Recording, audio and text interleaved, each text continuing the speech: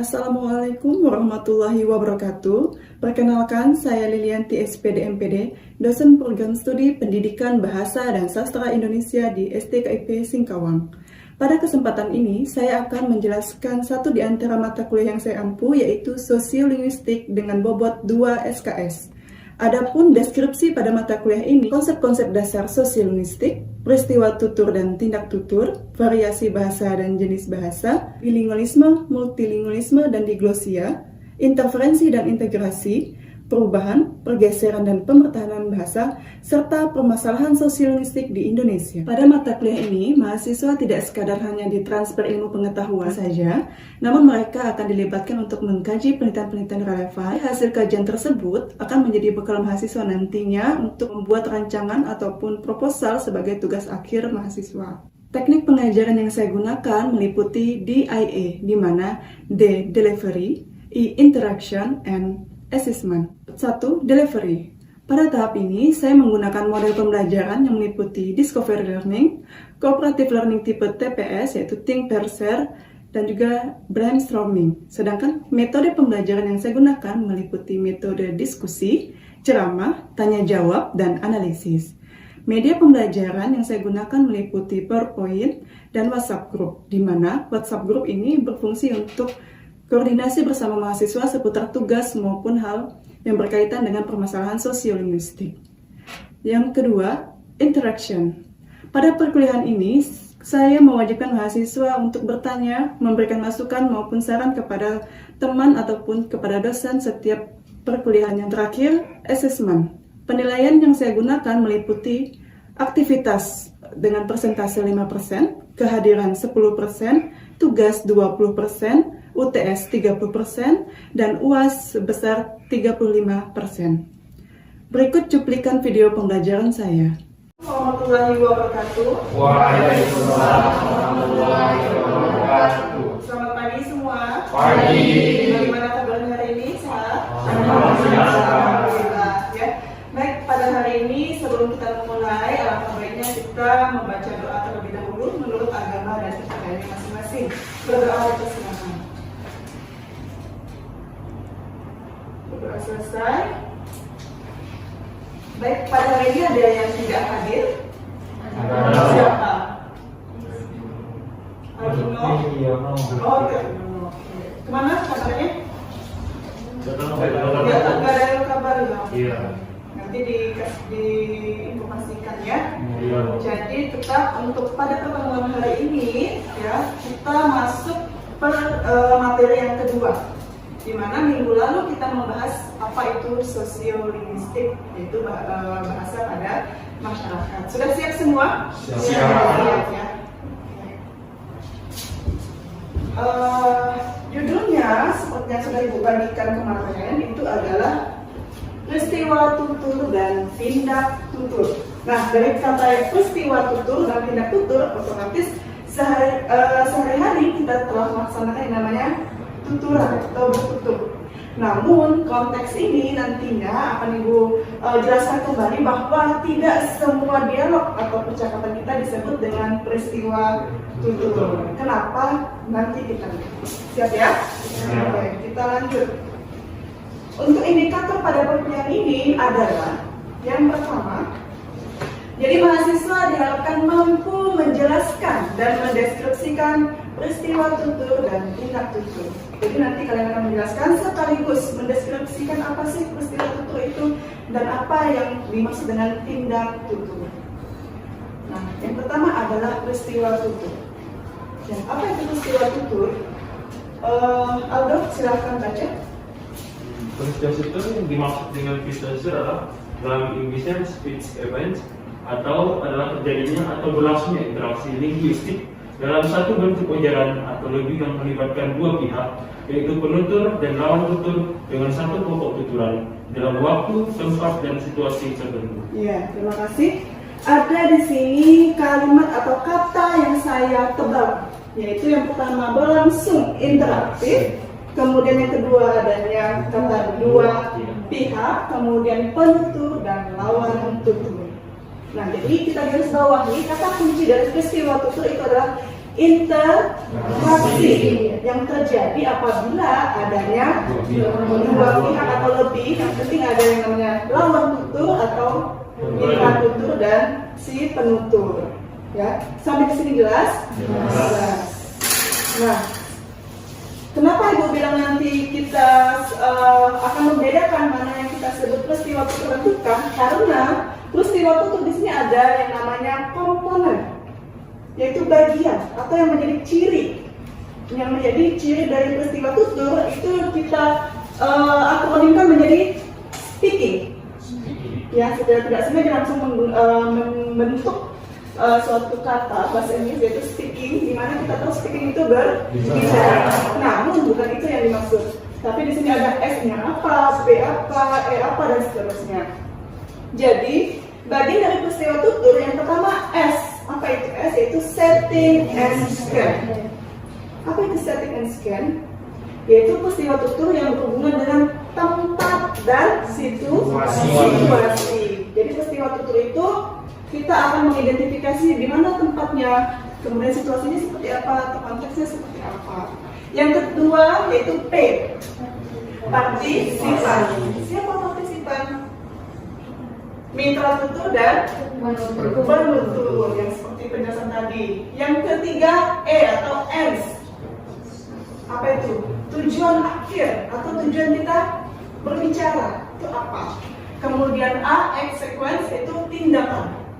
Kemudian K atau K yaitu cara. Kemudian I itu instrumen, itu lebih kepada dialek atau logat. Nanti kita jelaskannya. Kemudian M itu terkait dengan norma dan G itu terkait dengan genre atau jenis. Nah, misal, sebelum ke tindak tutur, sekarang kita bisa dikategorikan peristiwa tutur atau bukan? Bisa. Kenapa?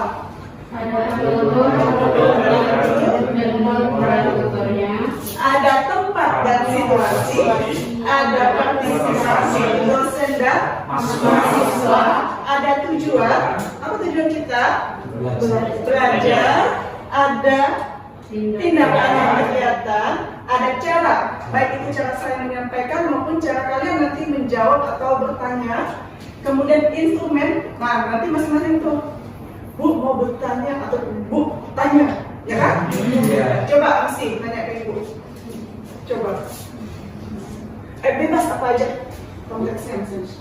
Saya ingin bertanya, perkenalkan nama saya Amsi. Saya ingin bertanya seperti apa kegiatan atau peristiwa tutur tersebut. Nah itu gaya bicara Amsi. Coba Dina. Baiklah, sebelumnya mohon maaf, perkenalkan nama saya Dina Putri, ingin bertanya seperti apa kegiatan speaking ini di lingkungan perkuliahan?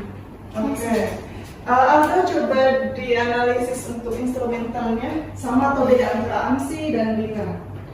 Sangat berbeda, Bu. Sangat berbeda. Apa yang berbeda? Dari cara pengucapan, Amsi lembut dan Dina juga lembut, cuman perbedaannya cara penyampaian bahasa. Cara penyampaian bahasa. Lanjut sebenarnya ke norma. Amsi dan Dina, siapa yang mau coba untuk menilai atau memberikan saran? Menilai tadi Amsi dan Dina, siapa? Ya silahkan. Tadi kalau dari saudari Dina, sebelum bertanya ia menyampaikan permohonan maaf sebelumnya. Namun untuk Amsi tadi sebelum menyampaikan pertanyaan tidak mengucapkan permohonan maaf, namun langsung ke tujuan poin intinya yakni ingin bertanya. Nah itu bagaimana tuh?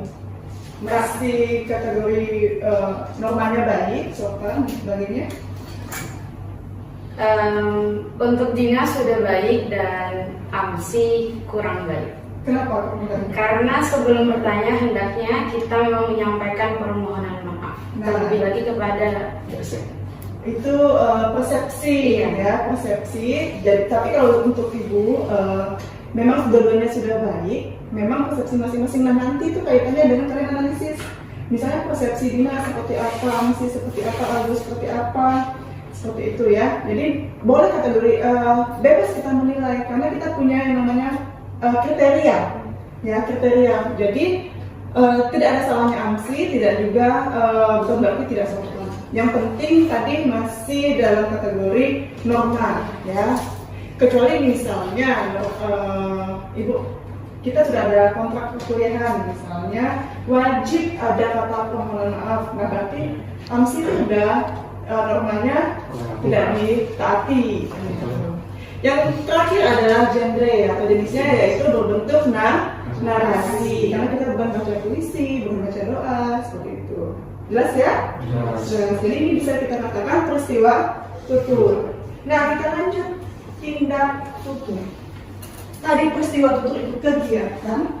Kalau tindak tutur, tindakan, betul sekali, atau kegiatan, atau, nah, di sini tindak tutur ini lebih kepada individualnya, ya. Individualnya seperti apa? Yaitu lebih kepada psikologis.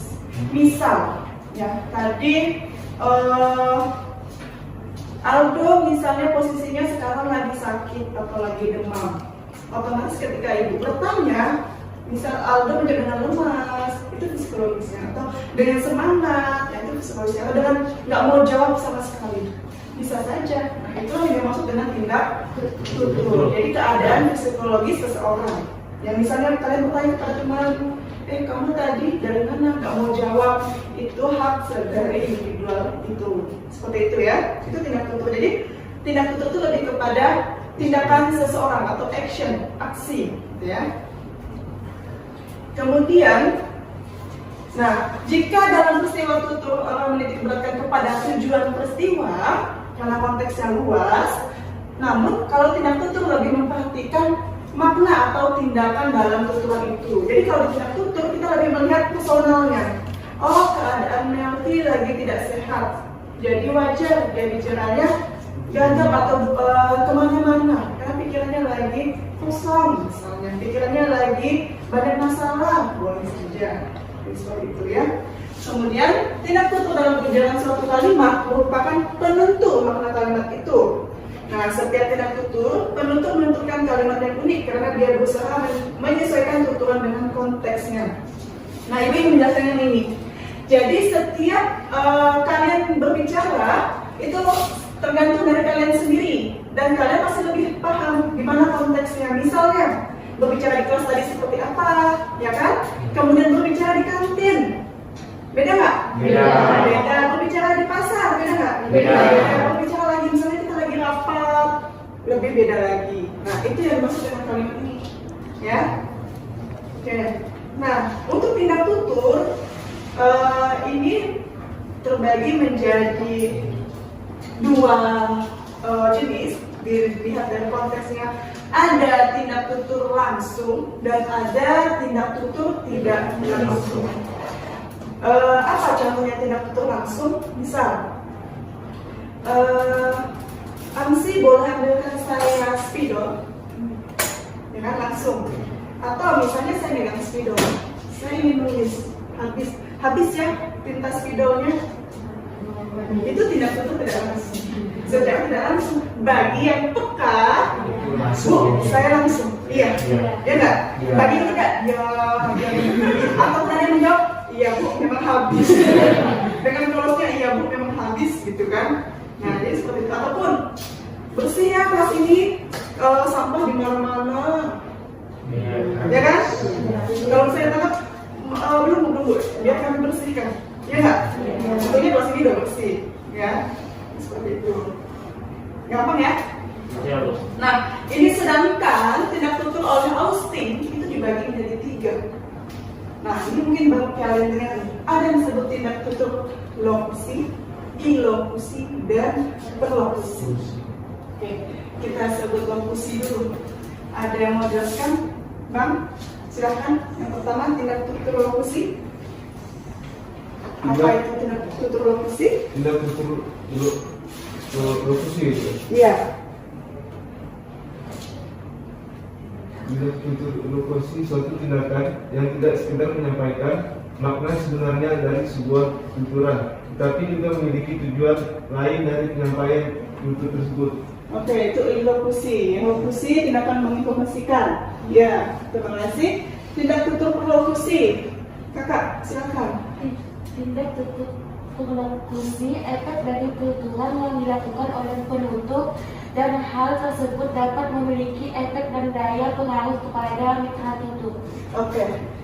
Yang pertama adalah lokusi. Jadi ini kalau kita lihat bisa disebut urutannya, ya. Dia bukan urutan sebenarnya, tapi biar kita mudah menghafal. Lokusi itu hanya sekadar pernyataan atau menginformasikan, tidak ada maksud apa-apa. Sedangkan ilokusi itu tidak hanya menyampaikan, tapi ada tujuan. Apakah menginginkan sesuatu atau ingin menjual atau menawarkan dan sebagainya. Yang terakhir, perlokusi ini lebih kepada efek atau kita sebut reaksi. Ya, Ibu ada contoh teksnya. Nah, contoh percakapannya. Yang pertama, ini adalah percakapan yang Ibu kutip dari suatu website, ya, dimana sumbernya itu film perempuan punya cerita. Jadi pada mata kuliah ini kalian bisa ambil setiap materi bisa kita jadikan sebuah penelitian, baik itu dari film, novel dan sebagainya. Nah, makanya tolong sungguh-sungguh untuk menyimak ataupun memperhatikan setiap materi yang baik Ibu sampaikan maupun nanti teman yang presentasi, ya. Nah, contoh percakapannya. Dokter, siapa mau jadi dokter? Nah, yang jadi Sumantri, kakak ya? Mau? Enggak, kenapa? Siapa yang belakang aja? Enggak, boleh, silakan. Atau mau jadi model depan? Boleh, silakan. Iya, lebih. Tapi maskernya tetap ada. Ada teman-teman. Iya. Kenapa baru nggak datang sekarang? Saya tidak sempat, Dok, banyak pekerjaan. Saya takut kankernya sudah menyebar. Hasil tes kamu baru bisa selesai hari ini, jadi Ibu harus kembali lagi minggu depan, ya. Ya, terima kasih. Ya, tepuk tangan dulu. Saya kesini untuk intonasi nada dan sepertinya kalau kita berdrama sudah menjiwai. Nah, di sini kita akan menganalisis tadi tindak tutur, lokusi dan lokusi. Nah, di mana lokusi tadi apa? Artinya menyampaikan atau menginformasikan. Mana yang termasuk lokusi? Yang hanya menyampaikan. Dua, ada yang lain? Tiga, ada yang lain? Nah, yang hanya menginformasikan. Dua. Satu. Iya, benar. Hanya menyatakan pernyataan. Hanya bertanya sudah, gitu ya.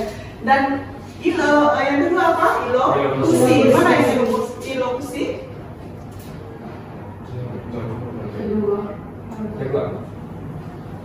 Yang mana?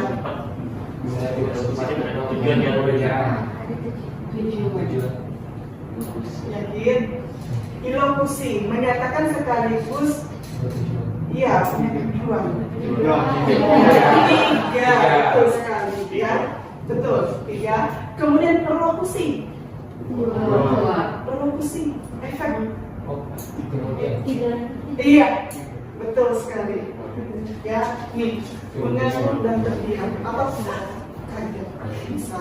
Kalau di film kita nampak ini kan tes. Wajar ya, ini sebagai pengulang awal saja.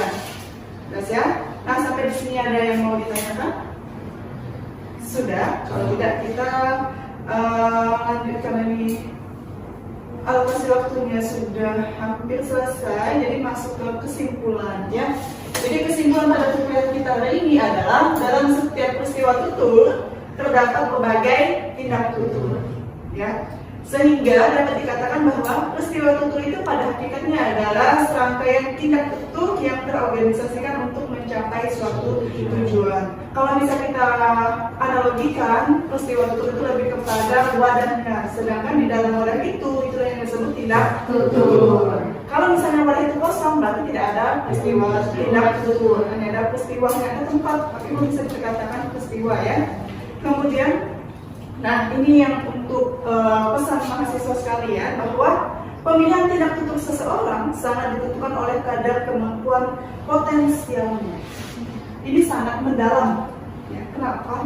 Karena kita sebagai manusia yang bermasyarakat ataupun hidup di lingkungan masyarakat, pastinya harus, apalagi kalian mahasiswa, Ibu harapkan benar-benar dijaga, baik itu pemilihan kata, etika, sopan santun, dan kepada siapa kalian harus tahu. Misalnya kepada rekan yang nggak jadi masalah, tapi kepada orang tua, kepada guru, dosen, ataupun yang lainnya, itu harus dilihat konteksnya. Makanya itu menjadi cerminan diri sendiri, ya. Jadi itulah kesimpulan pada mata kuliah hari ini. Ibu mengharapkan sekali semoga ini bisa kita implementasikan di kehidupan sehari-hari, ya. Kita banyak-banyak membaca, tambah pembendaharaan kata. Nah, sebelum Ibu tutup, ada evaluasi, yaitu kalian nantinya akan menganalisis film. Ya, kenapa film? Karena lebih mudah kalian untuk melihatnya, ya. Nah, filmnya apa? Nah, mungkin ini gambaran sedikit, boleh kita tayangkan sedikit ya. Sedikit saja, apa ini kira-kira film apa? Ada yang bisa tebak? Film yang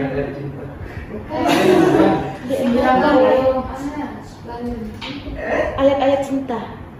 99 cahaya di Iya, apa Langit Eropa. 99 cahaya di langit Eropa. Nah, nantinya film ini berkelanjutan sampai kalian menganalisis interferensi dan integrasi. Itu kita fokuskan ke alih kode dan campur kode. Jadi kenapa ini mau jadikan tugas pada hari ini? Karena nantinya bisa kita gunakan berkelanjutan.